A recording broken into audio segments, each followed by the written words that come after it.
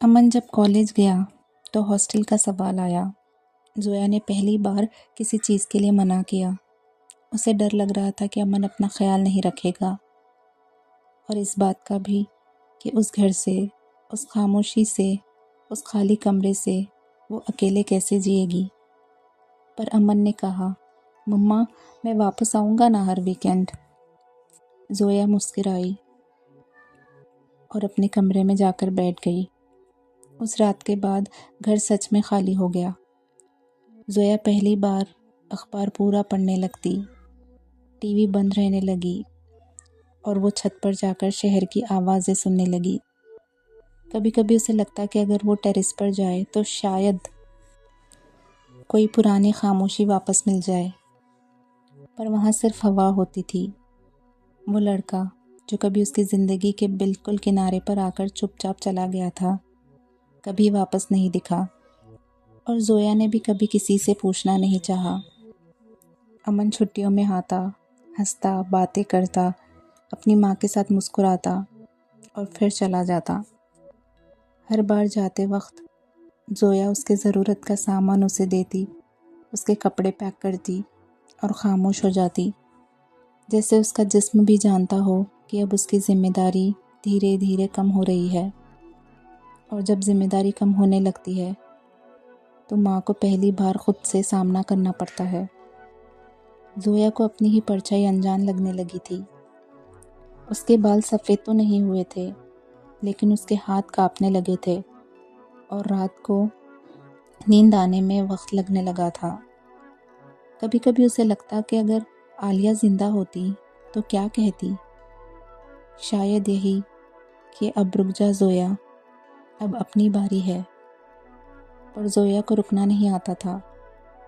अमन ने dental entrance clear किया था। जोया ने मिठाई बांटी, सब ने मुबारकबाद दी। और उस रात जब घर फिर से खाली हुआ, जोया ने पहली बार अपनी ज़िंदगी से एक सवाल पूछा, अब मैं कौन हूँ जब अमन पास नहीं होता। जवाब में सिर्फ खामोशी आई, और उस खामोशी ने जोया को और थका दिया। इतना थका दिया कि एक दिन जब अमन ने फ़ोन पर कहा, मम्मा आप ठीक हो ना, तो जोया ने पहली बार झूठ बोला, हाँ बेटा सब ठीक है। पर उस रात उसने छत पर जाकर काफ़ी देर तक आसमान देखा और धीरे से कहा, मैं भी थक गई हूँ आलिया। वक्त जब लौट कर आता है ना, तो हाथ में सिर्फ यादें नहीं लाता, वो फैसले भी साथ ले आता है। अमन कॉलेज के आखिरी साल में था जब जोया को पहली बार अपनी सेहत का एहसास हुआ। कोई बड़ी बीमारी नहीं थी, बस थकान, वो थकान जो सालों तक महसूस ही नहीं होने दी जाती। डॉक्टर ने कहा, आराम बहुत ज़रूरी है। जोया मुस्कुराई, उसे आराम का मतलब ही नहीं पता था। उसी शाम अमन बिना बताए घर आ गया। दरवाज़ा खुला, जोया किचन में थी और जब उसने मुड़कर देखा तो अमन उसके सामने खड़ा था। थोड़ा बड़ा, थोड़ा गहरा, पर वही प्यारी सी आंखें। जोया कुछ नहीं बोली, बस उसके हाथ से चमचा ज़मीन पर गिर गया। अमन ने उसे उठाया और पहली बार अमन की आंखों में आंसू आए। उसने जोया को बैठने को कहा, मम्मा अब तुम्हारी बारी ख़त्म, मेरी बारी शुरू। जोया ने उसकी तरफ देखा। उसकी आवाज़ में वो बचपन वाली ज़िद नहीं थी, इस बार जिम्मेदारी थी। उस रात अमन ने उसके लिए खाना बनाया। थोड़ा सा जल गया था, पर जोया ने बिना कुछ कहे मुस्कुराते हुए पूरा खाना खाया। उसके बाद घर का रिदम बदल गया। अमन सुबह उठकर चाय बनाने लगा, जोया को वॉक पर ले जाने लगा और रात को उसके पास बैठकर खामोशी में बातें करता, जैसे बचपन में जोया उसके साथ बैठकर उससे बातें किया करती थी। एक शाम जब दोनों छत पर बैठे थे, अमन ने पूछा, मम्मा तुम खुश हो ना। जोया ने आसमान देखा, काफ़ी देर तक देखा, फिर धीरे से बोली, मैं ठीक हूँ बेटा। अमन ने कुछ नहीं कहा, बस उसका हाथ पकड़ लिया और जोया को पहली बार महसूस हुआ कि स्ट्रांग रहना ज़रूरी नहीं होता जब कोई और तुम्हें संभालना जानता हो।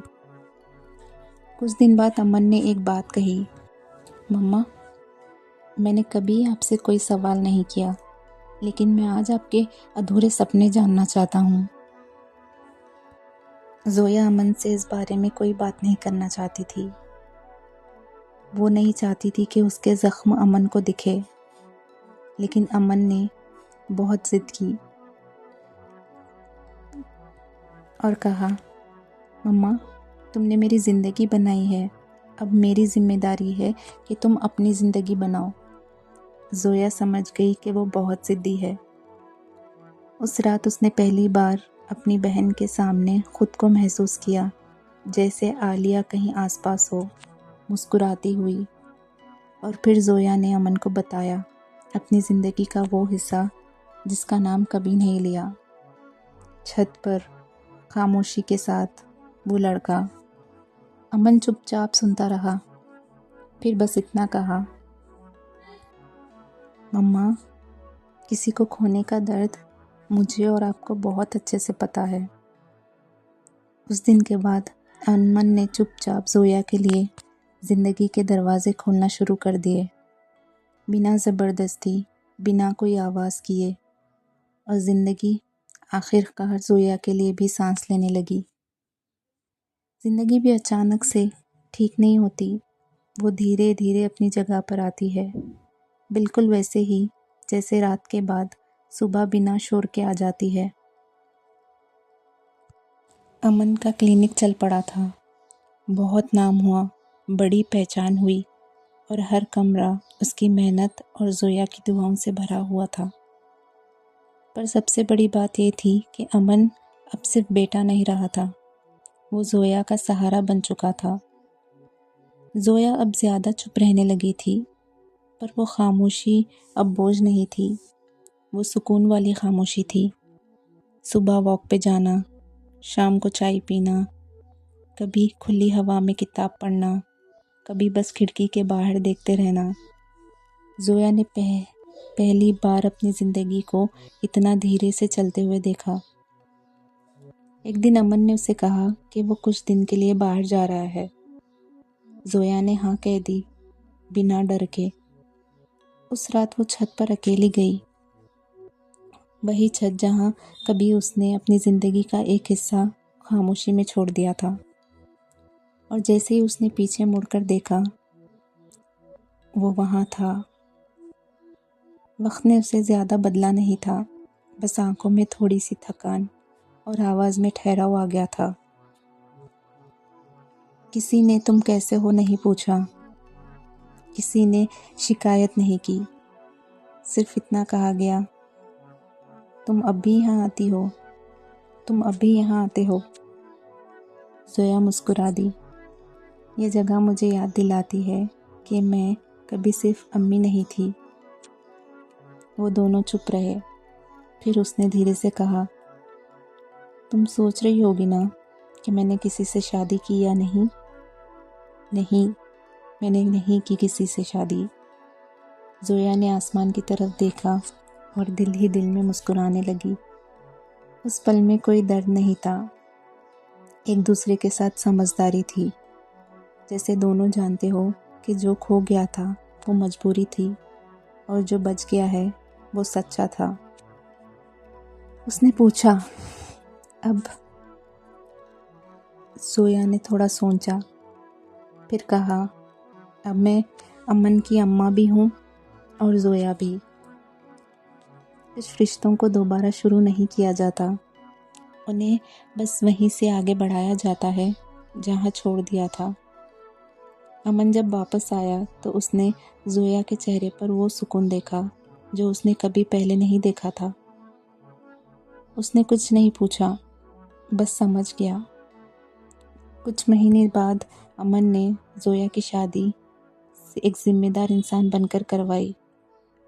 ना ज़्यादा लोग, ना ज़्यादा शोर, सिर्फ वो लोग जो ज़िंदगी का मतलब जानते थे।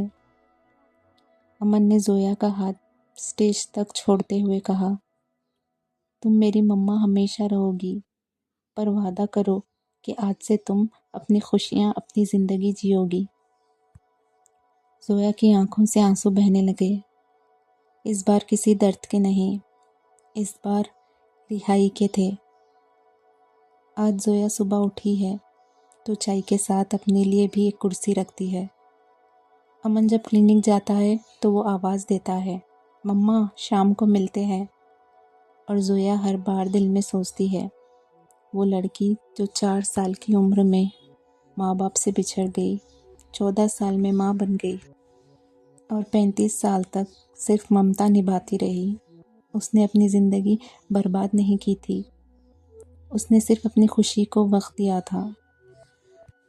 और जब वक्त आया, ज़िंदगी ने भी उसे इंतज़ार का पूरा सिला दिया, क्योंकि कुछ औरतें माँ बनकर खुद को नहीं खोती, वो माँ बनकर ज़िंदगी को जीत लेती हैं। ज़िंदगी ने जब जोया को फिर से मुस्कुराना सिखाया, तो वो मुस्कुराहट सिर्फ उसके चेहरे तक सीमित नहीं रही, वो पूरे घर में फैल गई। अमन को भी एक लड़की पसंद थी। उसने ये बात जोया को बताई और उसकी शादी जोया ने उसी लड़की से करवाई, जो उसकी ज़िंदगी में खामोशी के साथ आई थी। ना ज़्यादा सवाल, ना ज़्यादा शर्तें, बस बहुत समझदार। अमन का घर जोया के घर के बिल्कुल बाजू था। 2 अलग घर मगर बीच में एक आंगन। जोया सुबह जब खिड़की खोलती तो उसे अमन का घर दिखता, वही खिड़की जहाँ से कभी उसने सिर्फ जिम्मेदारियों को देखा था। अब वही खिड़की उसे ज़िंदगी दिखाती थी।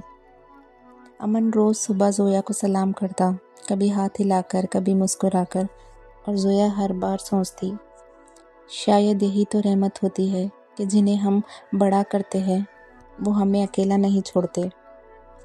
वक्त गुजरा, जोया की ज़िंदगी में एक नई खबर आई। इस बार किसी जिम्मेदारी के साथ नहीं, बल्कि एक दुआ के साथ। इस बार माँ बनना मजबूरी नहीं था, इस बार माँ बनना जोया के लिए खुशी थी। अमन ने जब ये सुना तो उसे बिना कुछ कहे जोया का माथा चूम लिया, जैसे कह रहा हो, तुमने मुझे ज़िंदगी दी, अब ज़िंदगी तुम्हें तोहफा दे रही है। अपने बच्चे को जोया ने पहली बार अपने गले से लगा लिया। उसकी आंखें भर आई।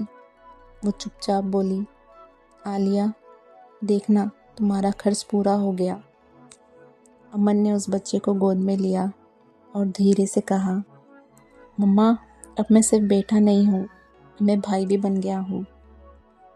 2 घर अब एक आंगन बन चुके थे।